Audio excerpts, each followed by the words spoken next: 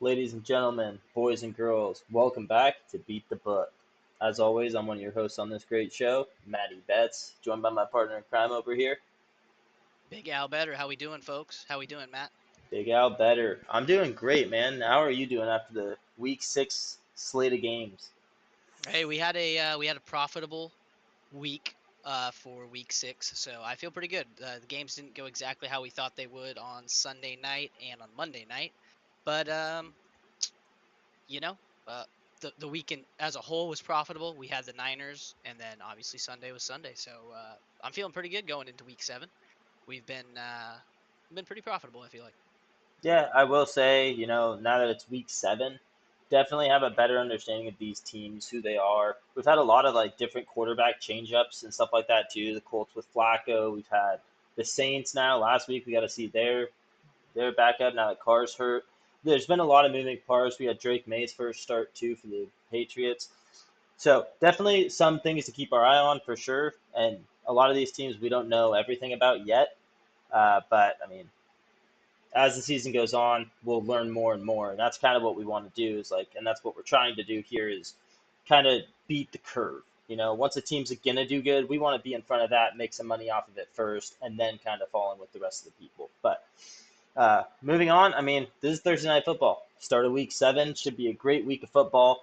Uh, Not so much, in my opinion, a great start to the week with Week 7 Thursday Night Football. We got Saints versus Denver. I mean, I don't know about you. I'm not really super excited about this game.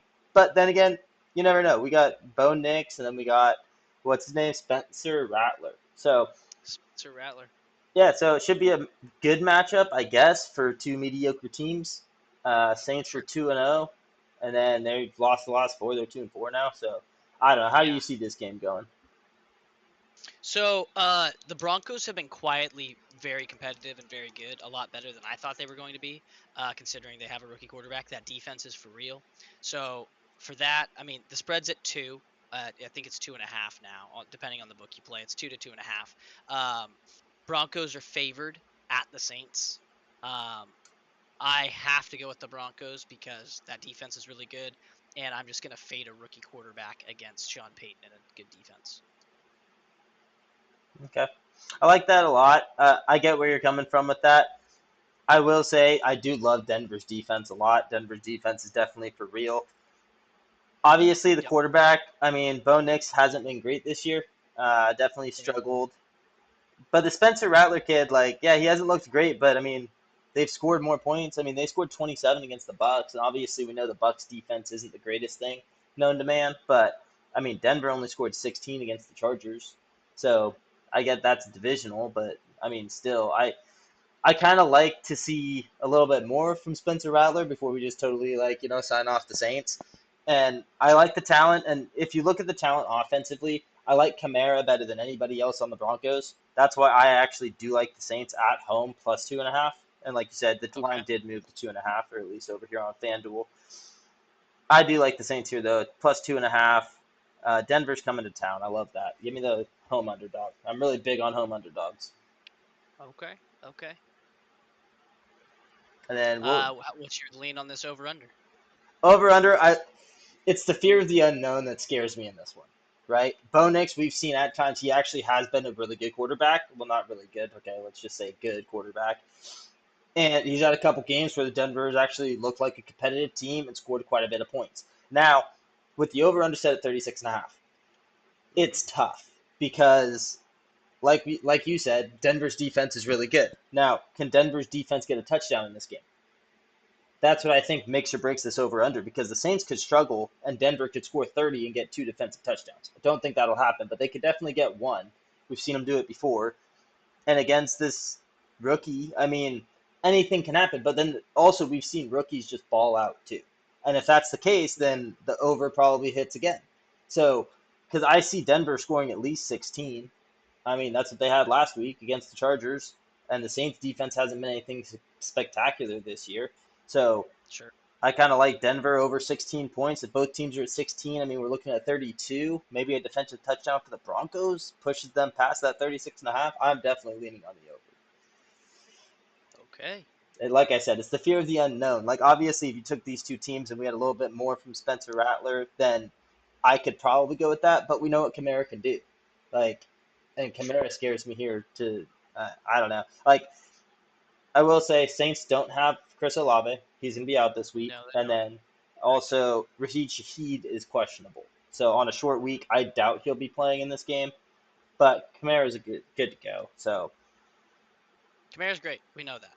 yep, and he had 8 targets last week too. So I like him to be heavily involved in this game. So give me the Saints plus 2.5, and I also like the over. How about you? What say you? I say that I like the under just simply because I don't think the Saints are going to be able to move the ball at all. I think maybe they score 10 points. Really? Yep. And I think the Broncos probably get 24. So I got this thing getting to about 34 points. And I don't think it gets much higher than that at all. The Saints defense isn't just going to lay down and let them score all over them. But I think this Broncos defense is a lot better than we're giving it credit for. And so, um, I don't think they've had a single primetime game yet. Um, So we haven't really gotten to see them. yeah, it's not a bad So this take. will I be like. kind of I get where you're how you. coming from, for sure. Like with the under, Right. it's two quarterbacks that are mediocre at best. At least Right. that's how we view them. Uh, their family probably views them a little differently. But Sure. yeah, I mean, 36.5. It's a good line, I think, for the game. Like you said, you see the game going 34. So Yep. and then I also see it being slightly over with like a defensive touchdown or something like that. Just something, maybe garbage time points. I don't know. But like you also said, though, it could just be a boring game where it's just back and forth and no touchdowns. It's a back and forth game in a bad way. It's not very exciting to watch and could just be a snooze fest.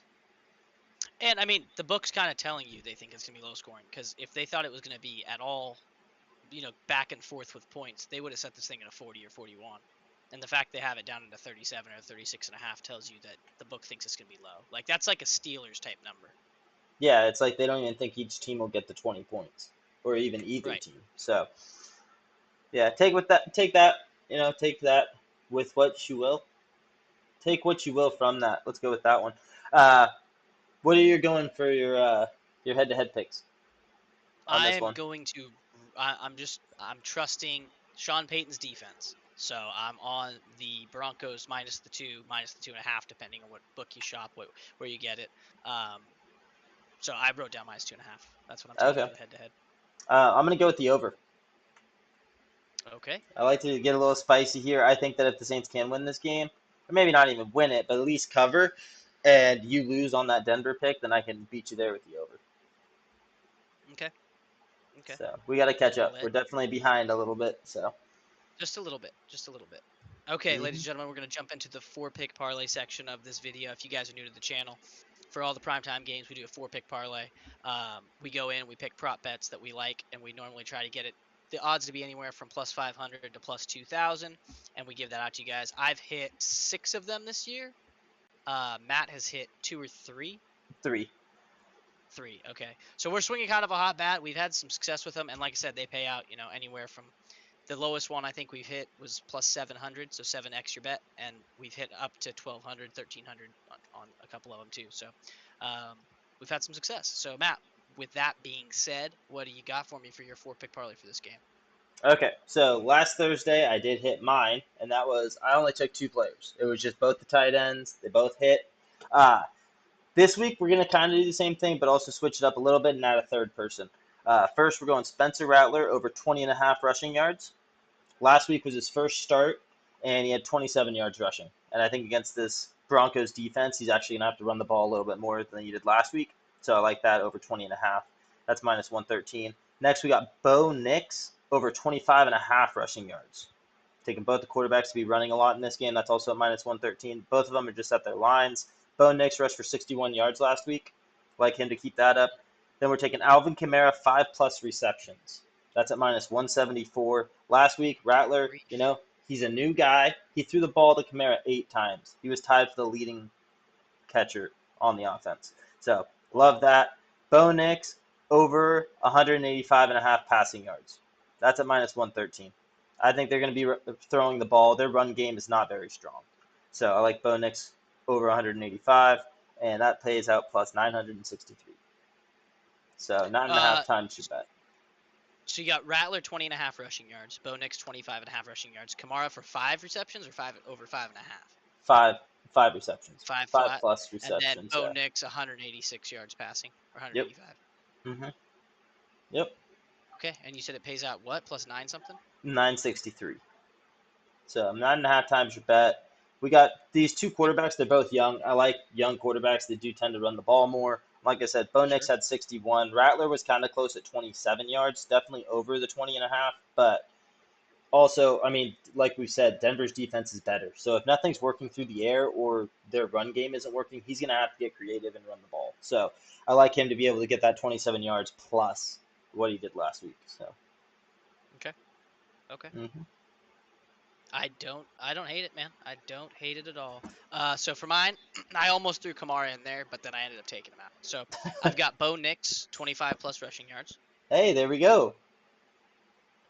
I like it a lot. Like you said, he's been running quite a bit. Every time the Broncos game popped up on Sunday, he was sprinting around running for his life. So I'm like, okay, this guy likes to run the ball. So I think he'll get some yards. Then I have Cortland Sutton over 3.5 receptions. He's had at least 4 targets every single game. So I think if Bo Nix can get him the ball, he's their leading receiver too. So I think Bo Nix looks for him. He's kind of the safety blanket. He just needs to get 4 catches. I think he can do it. Then I got Bo Nix for 200 plus passing yards. The Saints have allowed the third most passing yards in the league this year. So I feel pretty comfortable taking Bo Nix to throw for 200. He's done it in 2 or 3 games too. So it's not like he hasn't done it. And then he had a game where he had like 130 and 190. So he's been right around 200 a lot. And with a team that gives up tons of yards, I think it's a good one. And then for the first time this season, I'm taking a person to get an anytime touchdown in my parlay. I'm taking Bo Nix anytime touchdown. He's had a rush touchdown every other game. So week 1 he had one, week 3 and week 5. So now it's week 7. So I'm just playing this trend, and we're gonna hope that he runs one in himself. So that's my 4 pick parlay. It pays out plus 1,200. Okay, nice. I like that. I like the addition with the touchdown score. You don't ever do that, so it's definitely weird to see. We'll see. We'll see. It's probably gonna screw me, but I'm just like I said. I'm playing a trend. I'm playing a trend. That is kind of crazy though. 1, 3, and 5, and then yeah, let's make it week 7.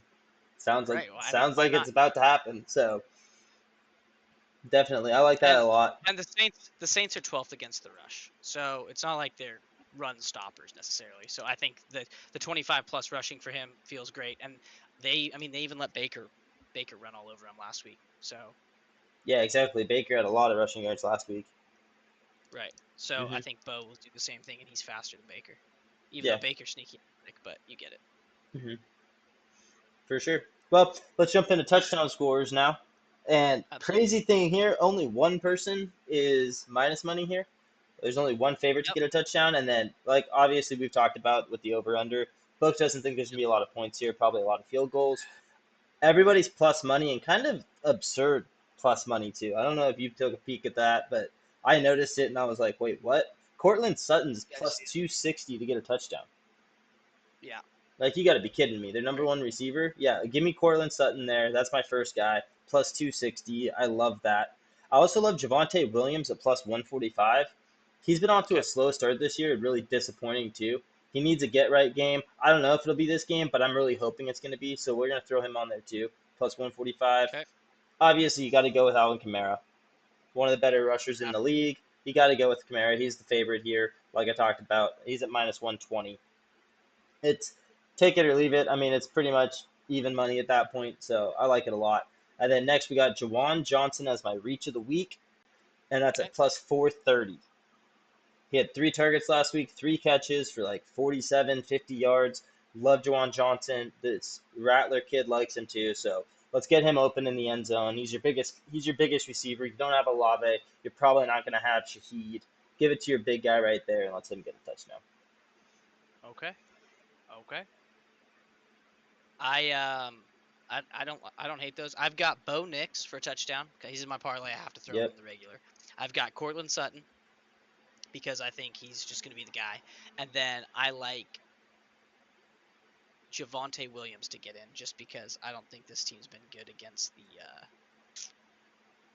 the run. Yeah, I like that. So we actually had two of the same. I just didn't have Bo Nix on mine. Right. Right. But we're both high on Bo Nix to get over 25.5 rushing yards for sure. So definitely kind of Absolutely. playing the Bo Nix. Both quarterbacks for me rushing. You like Bo Nix rushing, and then you also like Bo Nix for touchdown too. And then we got Javonte Williams and Cortland Sutton, and then Kamara and Jawan Johnson. So, Yep. yeah. Well, Yep. there you have it, ladies and gentlemen. That's how we think Thursday Night Football is going to go. A little bit different than the book does, but that's what we do here. You guys already know that. And anything else you want to add there, Al, before we sign off? Nah, man. I think we're good. We kind of said it all. All right. Well, thanks again, and we will catch you guys in the next video.